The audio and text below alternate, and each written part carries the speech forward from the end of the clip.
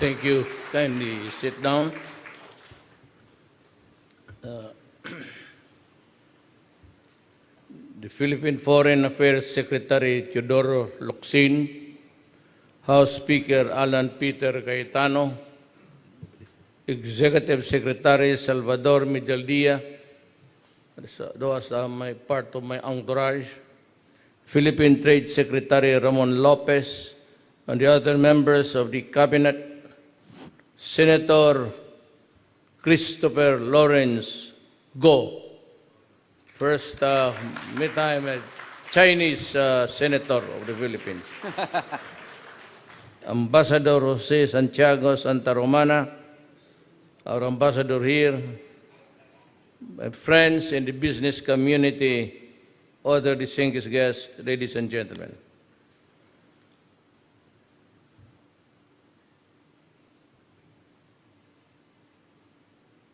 Well, there is a note here, you have another event with President Xi Jinping. Well, do I understand this as a one-on-one? You know, I don't know if it is proper or not, but I would deviate from my speech, a prepared one, to just, I don't know if it's a taboo topic, but there are two kinds of money that would want or now are entering the Philippine economic cycle. One is the government-owned corporations or agencies doing business at the behest of the Chinese government. The other one is the private money, I think, which is not allowed to be brought out of the country without the permission coming from your government. I was advised of this late, but I don't know if I have a chance to see the President again. We had a restricted meeting last night, and, well, had I known about this and would be a proper subject for a restricted meeting topic, I would have brought it up with him. I don't know if I would be lucky, but I think I will. I'm going with him to the opening of the FIBA. Maybe I will tell him. Good afternoon, and thank you for your warm welcome. I am glad to be in Beijing once again. At the outset, let me thank our Chinese friends for the interest to be a part of the Philippine growth story. We are encouraged by your vote of confidence in our economy. The Philippines is one of the fastest growing economies in the region and in the world. We have grown for the past 82 consecutive quarters and recorded above 6% annual growth rate since 2012. To sustain this positive trajectory, we have embarked on a historic build program under which we welcome more Philippine-Chinese cooperation. We have also recently launched our construction industry's roadmap for 20 until 2030. We aim to increase the value of our construction industry. Led by Engineer Sid Consonghe, they represent some of the most reliable and reputable construction companies in our country. This is the first time ever Philippine construction mission to China. They're here to benchmark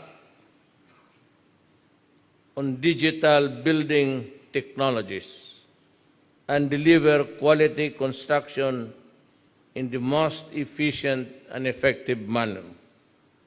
More importantly, they are here because they are eager to partner with you in creating new and sustainable construction technologies and solutions given your know-how. In return, they can offer you the benefits of your potential trading arrangements with the various economies, especially the U.S. and the European Union. We therefore have a win-win situation here, and I invite you all to take advantage of it fully. The Philippines aspires to build globally competitive, integrated iron and steel industry. We thus welcome the agreement between HBIS Group Asia and the Steel Asia to establish an integrated steel mill in the Philippines. The project is very important to us. It will enhance our capacity to produce highly quality, safe steel products by 2030. I have specifically instructed Trade Secretary Ramon Lopez, who's sitting on the other side, to immediately facilitate the processing of clearances and other requirements from all government agencies in your project. Now, we talk of the cooperation in manufacturing, agriculture, and services. There are opportunities as well as in manufacturing, agriculture, and services. The Philippines and China agreed to develop industrial parks where Chinese investors and manufacturers can set up factories. I am pleased to note that the construction of our first industrial park is projected to start in the first half of 2020. I am pleased to note that the construction and all others investors to utilize platform and harness a growing domestic market of more than 100 million people. With our young, skilled workforce, you will be positioned to build your business in my country. Rest assured that my government is committed in maintaining an environment that allows businesses to thrive. Let me end by stressing on our economic ties that are vital, a linchpin of our two countries of the multifaceted relations. I kind of do not deliver speeches, reading prepared speeches. I'd like just to talk to you, gossip with you. Gossip is a good word in business. Well, we do business. I understand that you businessmen have the money and you want to do business because you want to earn profits. That is given. It is well understood by the Philippines. And therefore, part of your hesitancy before was that the Philippines was a corrupt country and not a peaceful one. Well, I would like to assure you that during my term, I will not allow corruption. And if you go to the Philippines with your partners, or you must have something there as an agent, let him come to me for any of your problems. You know, I have given everybody, including the issuance of permits, for only 2 days. And that when your agent goes there to apply and submit papers, you are in return also given a list of the many things that you have to comply.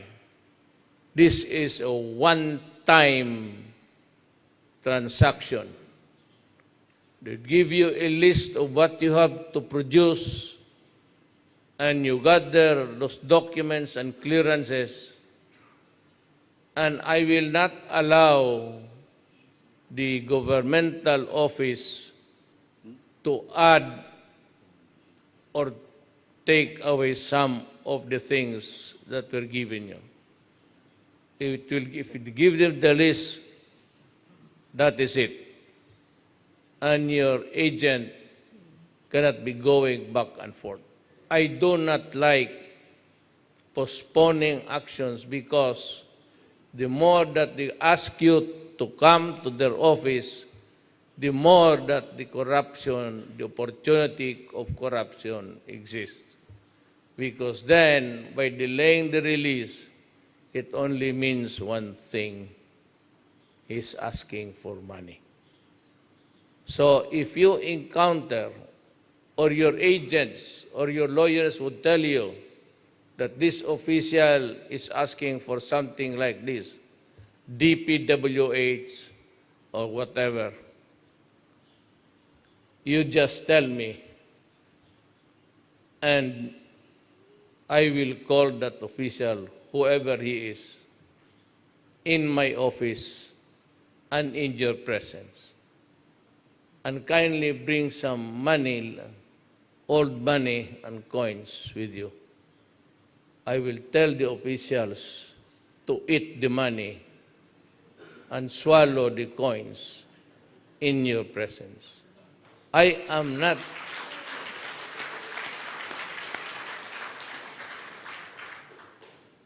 joking. I have done it several times, and perhaps I will do more until and unless the bureaucracy of the Philippines behaves. So that is all. You are interested in profits. We will guarantee your ROI. You can take your money away if you want to go or transfer. Do not worry. We will not make it hard for you. It is not our money, it is your money. And if you want to go out, if you are not satisfied, or if you are losing, then by all means tell us and get your money without any disturbance at all. That is a promise which I give to you. And that is why I give you the privilege of going to my house or office. I have a very simple house. It's a small one. I do not live in the main office. They call it a palace. But that's a palace that was built by the Spaniards many years ago during the imperial expeditions to the Philippines and by the Americans. I do not sleep in that palace because it is not a palace at all. It is an office of the people of the Philippines. You can go to my house. It's a very small one, but we can have dinner, and maybe if you want to spend a night to sleep in the palace, I will accommodate you just to have the experience. But you'll have to take care of the ghosts there. Especially this is the ghost month. August is the ghost month. So many things to say, but what I can assure you is that I will not allow corruption. I will not allow wrongdoing. I will not allow anything that will destroy or disturb your business. You have, I said, the privilege of asking your lawyers or your agents to call me, and I will give you the audience. Remember the name, because in my national TV, there's an 8888, that's the name of this station. You can name the corrupt official Rodrigo Duterte asking for money, office of the BIR. There's no libel involved if that message is directly given to me, because as a matter of public policy, I do not incur libel because that is my duty. Any wrongdoing must be corrected, and it has to be corrected by me. All you have to do is to bring your money, but there are also many criminal gangs, Chinese, and also in the Philippines, who kidnap, especially those Chinese who are gamblers, and once they lose heavily, there are financiers, mostly Chinese, that would lend you the money. But after that, they would ask for a repayment, and if it cannot be repaid at once, they kidnap, and sometimes they kill. Chinese nationals kidnapped by Chinese nationals. So, since there are laws to be followed, I've asked your government to help us on this. But for those who are into drugs, the drug lords, and those who are into this kind of thing of killing people for money, when you do that, you destroy my country. And you destroy the economic life, and eventually you destroy what is there for the people to lose everything. And we go back again to misery. So for those who are into drugs, crimes, I am just asking them, please avoid the Philippines. Because if you destroy my country with drugs, cocaine, and everything, I will kill you. Period. That's the agreement. But if you are a law-abiding citizen, if you're a businessman, and you are thriving, rich, do not worry, we will protect you. We will protect your money. And when the time comes, you want to go out, you can bring all your money outside of the Philippines. That is my guarantee. And you have my protection and word of honor. Thank you, and good afternoon.